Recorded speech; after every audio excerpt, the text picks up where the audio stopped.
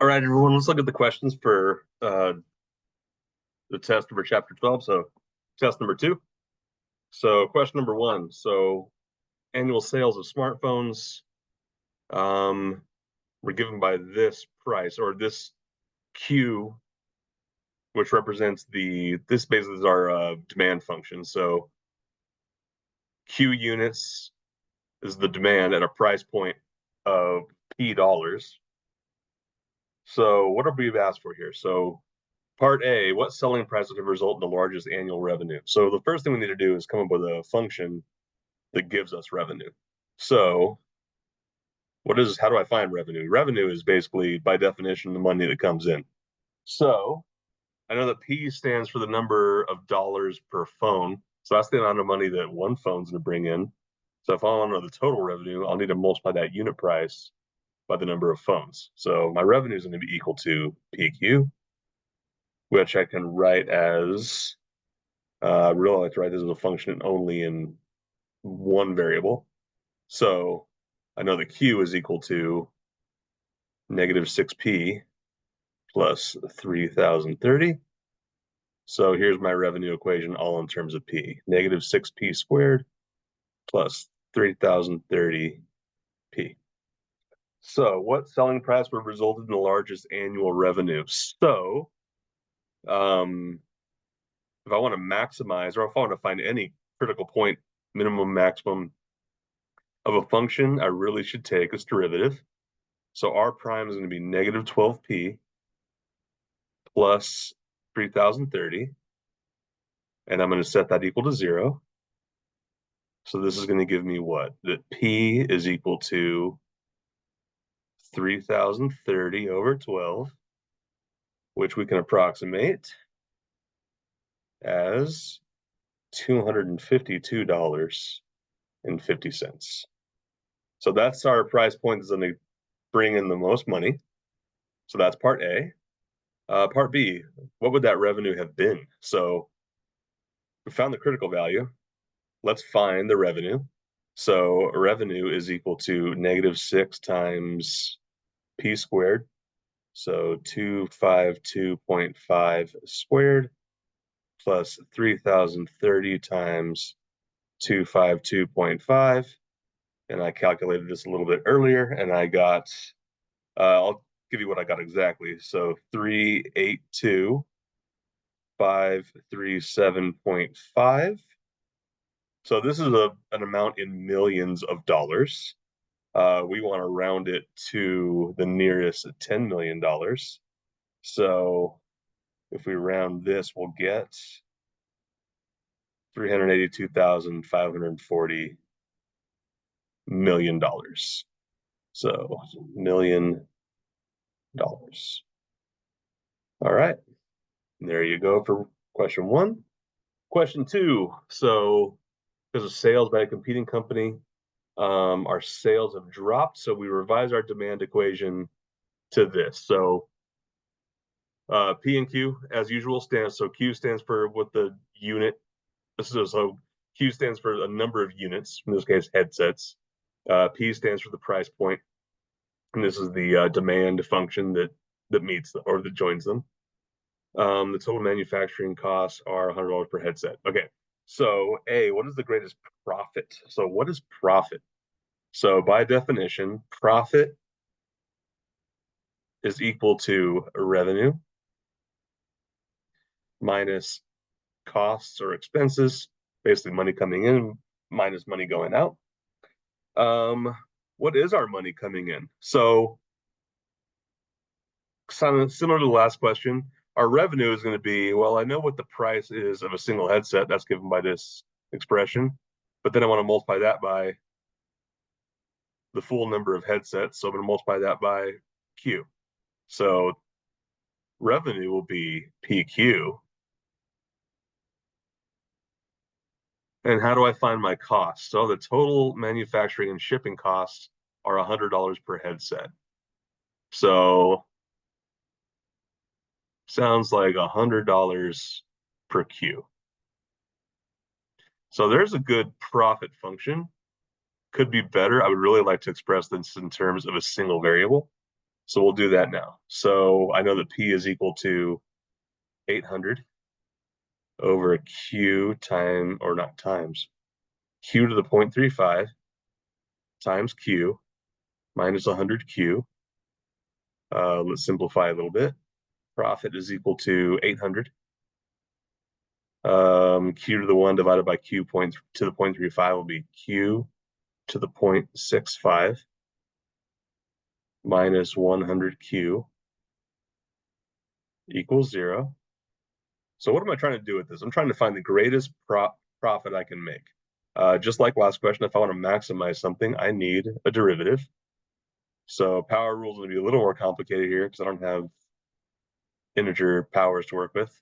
So 0.65 times 800 times Q to the negative 0.35 minus 100 equals 0. So got to solve this equation here. 0.65 times 800, I'll just simplify this left term. That comes out to be 520 over Q to the 0.35 equals 100. If I multiply both sides by that Q term, I get 520 equals 100Q to the 0.35. Then if I divide both sides by 100, I get Q to the 0.35 equals 5.2.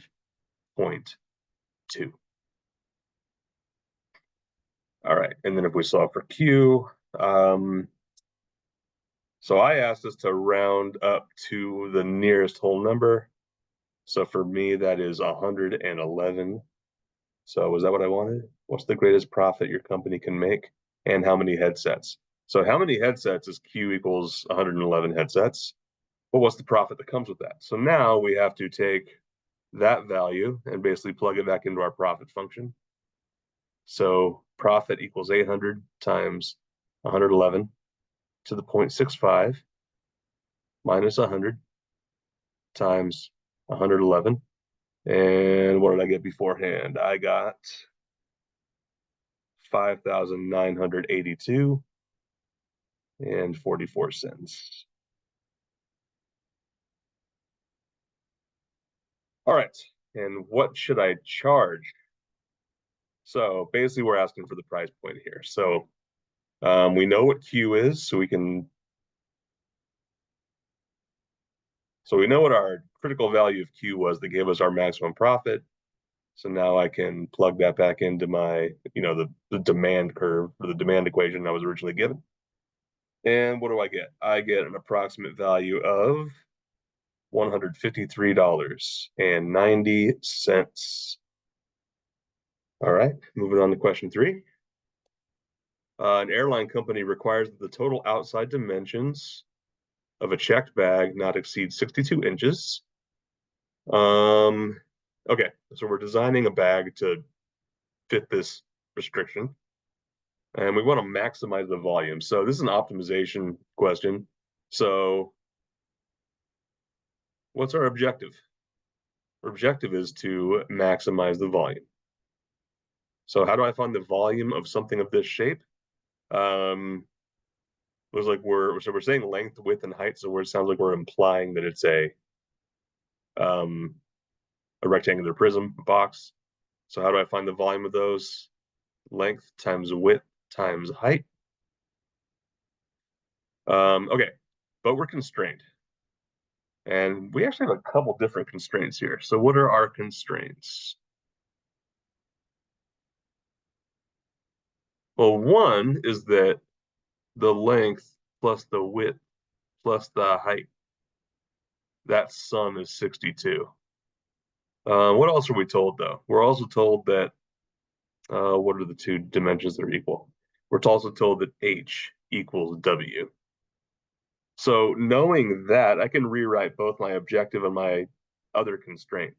So now my objective becomes what?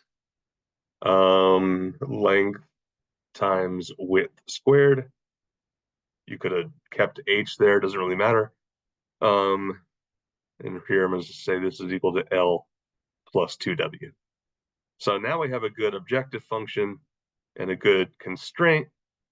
Next stop here is to get our objective function in terms of only one variable. So I think it looks easier to solve for L, so I'll do that. If 62 equals L plus 2W, then I have L equals 62 minus 2W. And from there, I get a new objective function in terms of width. So volume in terms of width is equal to LW squared. So 62 minus 2W times W squared. So 62W squared minus 2W cubed. All right, so I got my objective function. What do I want to do with that? Well, I'm trying to find a maximum. So I would like to take a derivative here. So V prime of W is equal to 124W. Let me make sure I agree with myself from before. Minus 6W squared, and I want to set that equal to 0. I'm going to go ahead and factor out, these are both even, so I'll factor out a 2 and a W, so I get 62 minus 3W, not W squared, 3W. So I get two values for W here. One is pretty uninteresting. If I have a width of 0, that is not going to give me maximum volume. So I'm going to go ahead and not look for that one. The other one is going to be what? It's going to be 62 thirds. So that looks like our critical volume for W. So what are we asked here? What is the largest volume of a bag? Okay, so we're not quite done. Now that we have our critical value for that volume, I'm going to plug that back into. So I want to find the volume when the width is equal to 62 thirds.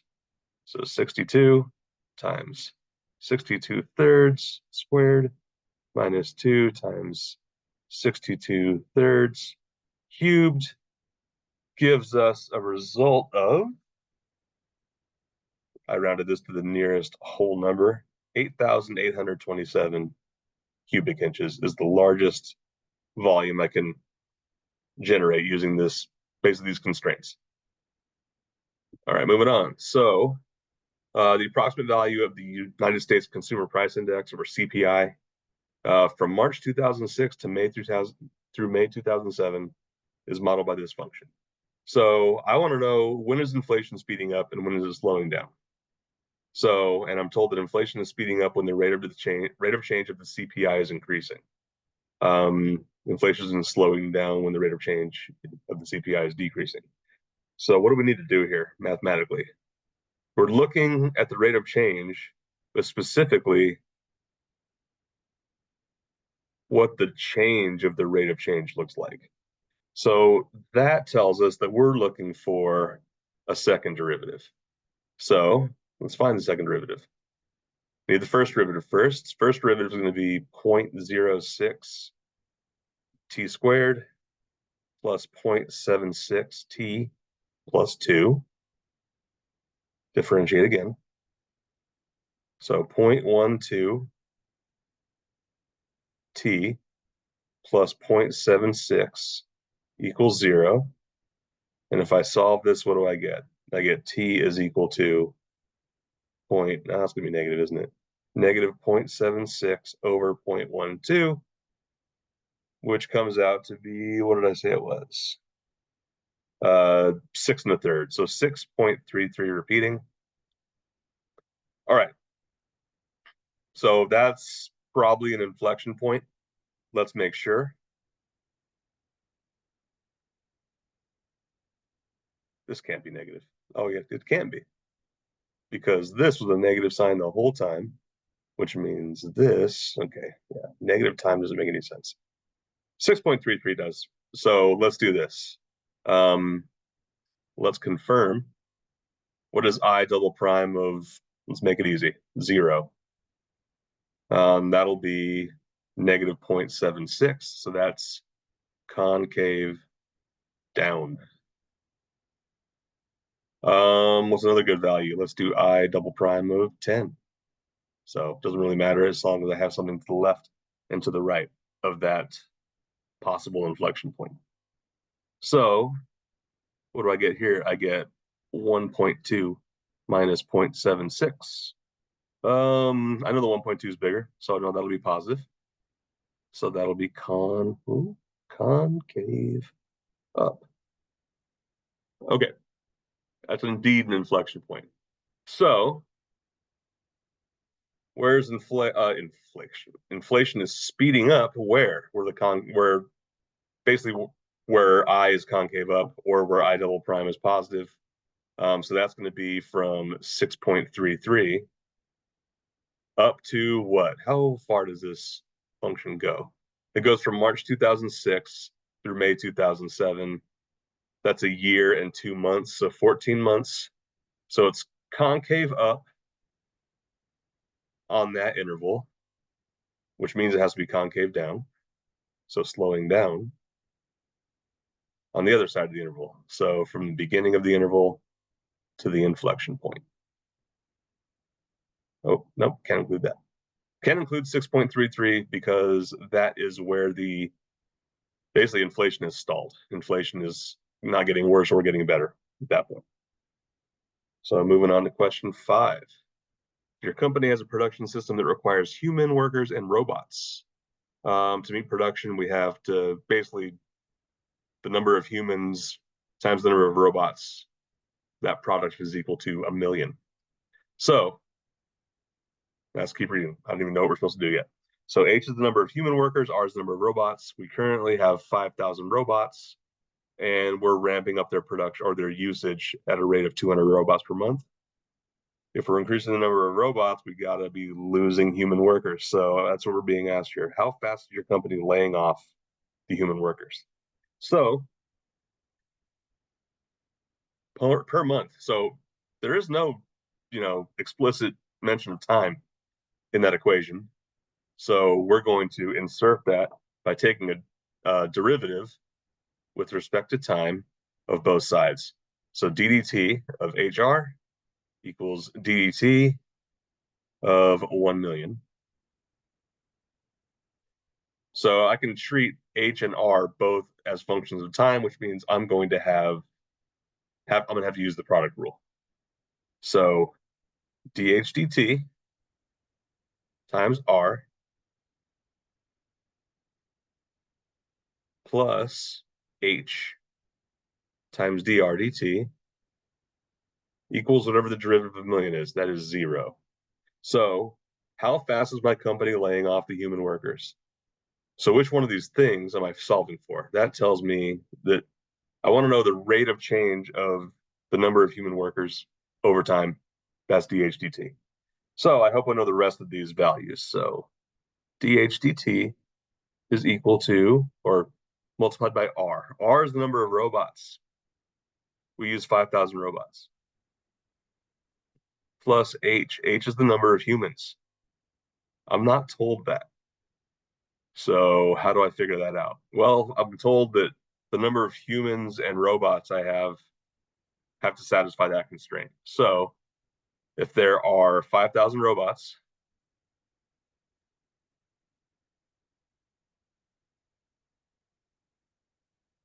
how many humans are there? If I divide both sides by 5,000, I should get 2,000. So plus 2,000 times dr dt. What does dr dt stand for? That's the rate of change of the number of robots in my factory with respect to time. I am told that's an increase of 200 robots per month. So I have all the other pieces I need. If I solve here, which I have done in advance, dH dt is equal to what? Negative 80. So unfortunately, automation and capitalism have come for the workers. So the human workers are being laid off at a rate of 80 per month in this instant. All right, and finally, question 6. So the demand equation for tuna in a small coastal town is given by this demand equation. Let's keep reading. Q is the number of pounds of tuna. P is the price point per pound. The town's fishery finds the demand for tuna is currently 900 pounds per month. but it's increasing at a rate of 100 pounds per month. How fast is the price changing? So same kind of thing as last time. There is no explicit mention of time in this equation. So to kind of inject that, we're going to differentiate both sides with respect to time. We're going to have to observe product rule again. So this is going to be dp dt times q to the 1.5 plus p times what's the derivative of q with respect to time. So this one's a little more involved because we have an exponent that's not equal to 1. So first I'm going to differentiate q to the 1.5 with respect to q. So power rule gives me this, 1.5 q to the 0.5. But then I have to multiply that by essentially the derivative of the inside function. So that'll be dq dt. And that should be all for my product rule on the left side. Is that right? Let me make sure. dp dt, so derivative of the first function times the second function plus the first function times the derivative of the second function. Okay, I feel good about that. Equals the derivative of the right-hand side. Again, the right-hand side is a constant, derivative is 0. So, of all these different symbols, what's the thing I'm trying to find? How fast is the price changing? So how fast indicates a rate. The price, that's telling me that I think my rate is dp dt. So I better know the values of everything else. Q stands for the number of, that's the quantity they're demanding. So the town is currently demanding 900 pounds of tuna per month. So that's 900. P is the price point. Do I know what the price is? I don't, but just like last time, I can find it. So I know that the price and the quantity have to fit this equation.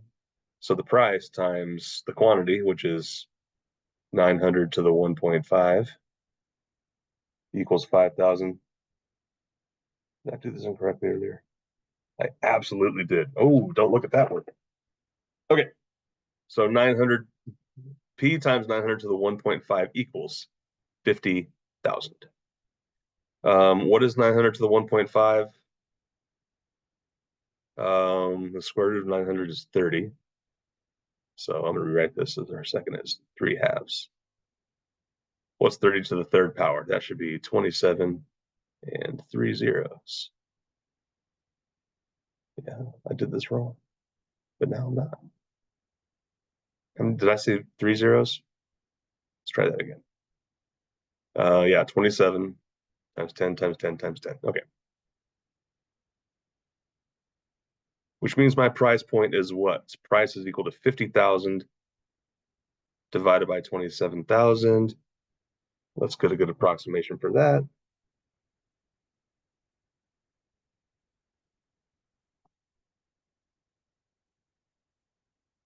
All right. Price per pound is approximately $1.85. Okay, so all of that to kind of keep plugging away at my equation here, $1.85 per pound times 1.5 times q to the 0.5. What is q? Q is 900. Raising something to the 0.5 is the same as taking its square root. So that's 30 times dq dt. So that's the rate of change of demand over time. And we were told that that was 100 equals 0. Okay. So what is 900 to the 1.5? We said that was 27,000. So 27,000 dp dt equals negative whatever the product is of all these values, 1.85 times 1.5 times 30 times 100. 83.25. Divide both sides by 27,000. Can't count zeros today. 27,000.